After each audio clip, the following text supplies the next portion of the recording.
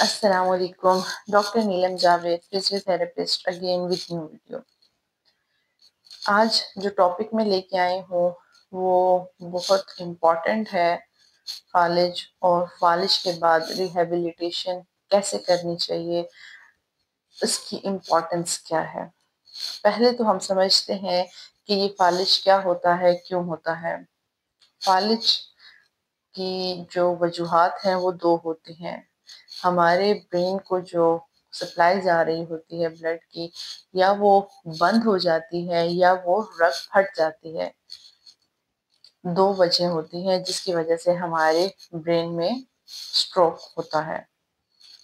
اگر رگ بند ہو جاتی ہے, بلڈ سپلائی کم ہو جاتی ہے, ختم ہو جاتی ہے کچھ ٹائم کے لیے کلاٹنگ کی وجہ سے, تو اس کو ہم کہتے ہیں اسکیمک سٹروک. اور اگر رگ پھٹ جاتی ہے تو اس کو ہم کہتے ہیں ہیمریجک سٹروک. یہ ہو گیا ہے جی کہ فالج کیوں ہوتا ہے. لیکن جب ہو جاتا ہے تو موسٹلی جو پیشنٹ ہیں ان کی ایک سائڈ ڈیمیج ہو جاتی ہے. اپر لمب, بازو اور ایک سائڈ کا ہی ٹانگ کام کرنا ختم ہو جاتا ہے اس کا. یہ conditions patient to patient vary کرتے ہیں. کچھ پیشنٹس ایسے ہوتے ہیں جن میں ٹانگ کام کر رہی ہوتی ہے لیکن بازو بہت ویک ہو چکا ہوا ہوتا ہے. کچھ ایسے ہوتے ہیں جن میں ٹانگ نہیں کام کر رہی ہوتی, ان کا ہاتھ کام کر رہا ہوتا ہے. اور کچھ ایسے پیشنٹس ہوتے ہیں جن میں فل ایک سائڈ پیرالائزڈ ہو جاتی ہے, بالکل کنٹرول نہیں ہوتا. اور کچھ میں ایسا ہوتا ہے کہ پوری ایک سائڈ میں تھوڑی ویکنس آ جاتی ہے, موومنٹس ہوتی ہیں لیکن ویکنس ہوتی ہے. تو ہمیں سمجھنے کی ضرورت ہے یہ ہے کہ فزیوتھراپی کا ان فالج کے پیشنٹس میں کیا رول ہے. سمپل سی ایک مثال آپ کو دیتی ہوں کہ جب ایک کھیت ہے, ہرا بھرا کھیت ہے, وہ اگا ہوا ہے اور اس میں کوئی بھی راستہ نہیں ہے, ٹھیک ہے. تو اب اس میں راستہ بنانے کے لیے ہم نے کیا کرنا ہے, بار بار ایک پاتھ بنانا ہے, اس کے اوپر سے چلنا ہے چلنا ہے چلنا ہے چلنا ہے چلنا ہے.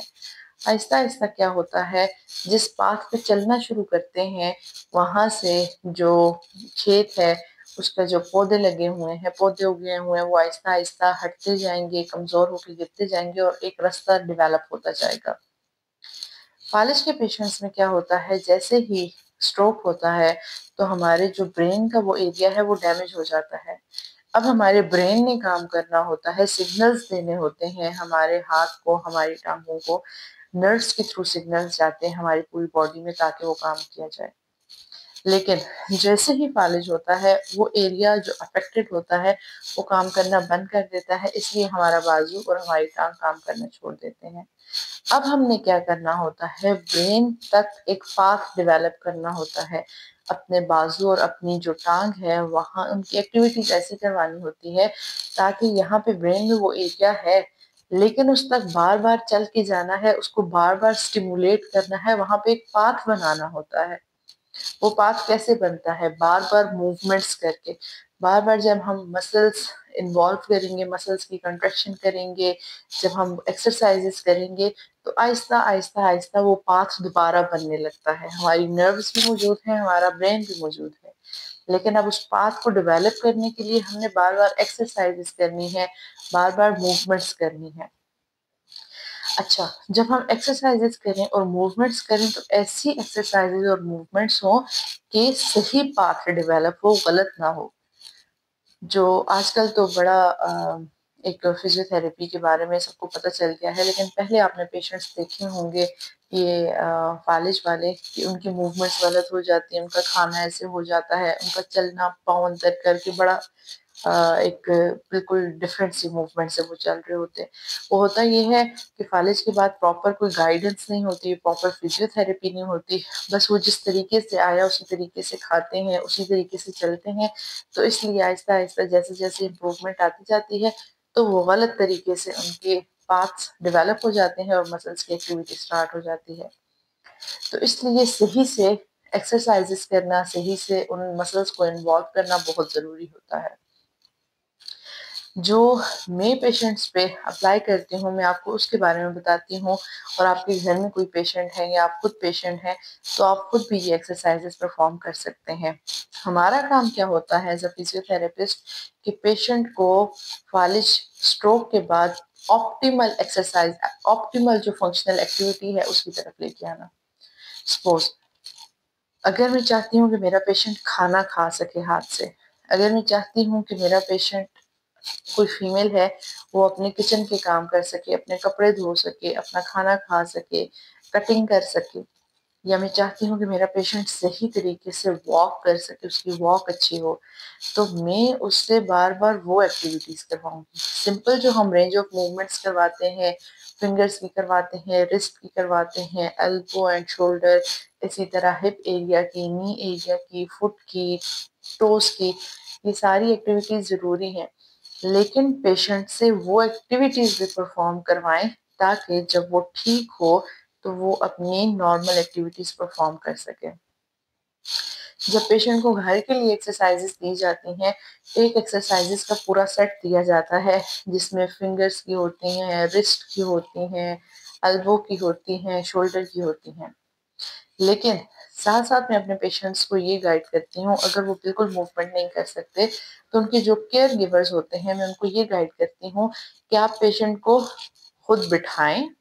بٹھانے کا طریقہ یہ ہے کہ بالکل سیدھا نہیں اٹھانا بلکہ سائڈ کروٹ لے کے پھر پیشنٹ کو کوشش کریں، اگر وہ خود نہیں اٹھ سکتا کہنی پہ زور ڈال کے، ہاتھ پہ زور ڈال کے، تو پھر سر کے نیچے سے اس کو سپورٹ دے کے اٹھا کے بٹھائیں، بٹھا کے پراپر۔ اس کے بعد ایکسرسائزز تو چلیں انہوں نے کر لی، اب پیشنٹ کوشش کریں کہ وہ اس ہاتھ کو یوٹیلائز کرے، اس ہاتھ کو انوالو کرے، ان کو پانی دیں، بالکل بھی سانس نہیں ہے پھر بھی آپ گلاس پکڑائیں دوسرے ہاتھ سے یا آپ خود اس پیشنٹ کے ہاتھ کو پکڑ کے اس کو پانی پلانے کی کوشش کریں تاکہ جب آہستہ آہستہ امپروومنٹ آئے، مسلس ایکٹیویٹی اسٹارٹ کریں تو پیشنٹ صحیح طریقے سے پانی پی سکے پراپر۔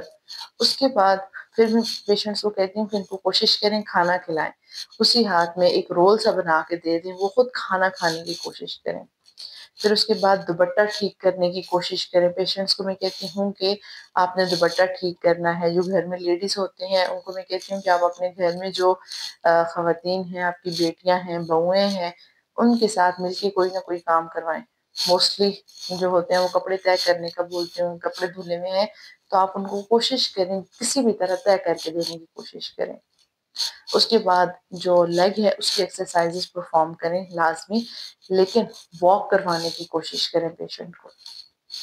پیشنٹ کی واک اس طرح ہو کہ یا تو آپ سپورٹ کریں، دونوں طرف سے سپورٹ کریں، اگر پیشنٹ کی لیگ بہت ویک ہے، بہت مشکل ہے اس کے لیے چلنا، دونوں طرف سے سپورٹ کریں۔ اگر تھوڑا بہت چل سکتے ہیں تو ہاتھ میں واکر دیں اور ساتھ میں خود کھڑے ہوں۔ جب آہستہ آہستہ چلنا شروع کریں، واکر کو ہٹا کے آہستہ آہستہ سنگل سپورٹ پہ لائیں اور پھر سپورٹ ختم کر دیں، لیکن واک ضرور کروائیں پیشنٹ کو تاکہ اس کو چلنے کا طریقہ ہو۔ لیکن جب وہ چل رہا ہو تو اس کے پاؤں کی موومنٹس چیک کرنی ہے آپ نے، یہ نہ ہو اس کا پاؤں اندر کی طرف مڑا ہو غلط طریقے سے، نہیں، آپ نے پاؤں کا بہت خیال رکھنا ہے۔ جیسے نارمل قدم اٹھا رہے ہیں ویسے ہی جو افیکٹڈ لیگ ہے اس کا بھی قدم اٹھنا چاہیے، بالکل پاؤں سیدھا اور قدم بھی تھوڑا سا لمبا، گھٹنے کو دیکھنا ہے، بہت زیادہ آگے کی طرف نہ نکلے۔ یہ چھوٹی چھوٹی چیزوں کا جب آپ خیال رکھیں گے ایکسرسائزز کے ساتھ، ان موومنٹس کو انوالو کریں گے تو جو پیشنٹ ہیں وہ جلدی ریکوری بھی کریں گے اور ریکوری کرنے کے ساتھ ساتھ جلدی جلدی اپنی لائف میں دوبارہ سے سیٹ ہوتے جائیں گے۔ جب وہ نارمل طریقے سے کھانا کھا سکیں گے، نارمل پانی پی سکیں گے، واک کر سکیں گے، گھر میں کسی کام میں ہیلپ کروا سکیں گے تو ان کو خود بھی اچھا فیل ہوگا اور وہ خود کو انڈیپینڈنٹ فیل کریں گے۔ اس ڈیٹیل ویڈیو بناؤں گی انشاءاللہ میں جس میں اپر لمب کی ایکسرسائزز، لوور لمب کی ایکسرسائزز پورا بتاؤں گی، لیکن یہ ایک چھوٹی سی ویڈیو بنانے کا مقصد یہ ہے کہ جو فالج کے پیشنٹس ہیں ان کے لیے کیا ضروری ہے، کیوں ضروری ہے فزیو تھراپی، تاکہ وہ جلدی سے جتنی جلدی ہو سکتا ہے اپنی نارمل ایکٹیویٹیز کی طرف واپس آئیں۔ اگر آپ کو میری یہ ویڈیو پسند آئی ہے، میری اس ویڈیو کو لائک کریں، میرے چینل کو سبسکرائب کریں تاکہ دوبارہ نئی اور اچھی ویڈیوز کے ساتھ آپ سب کے سامنے حاضر ہوں۔ تھینک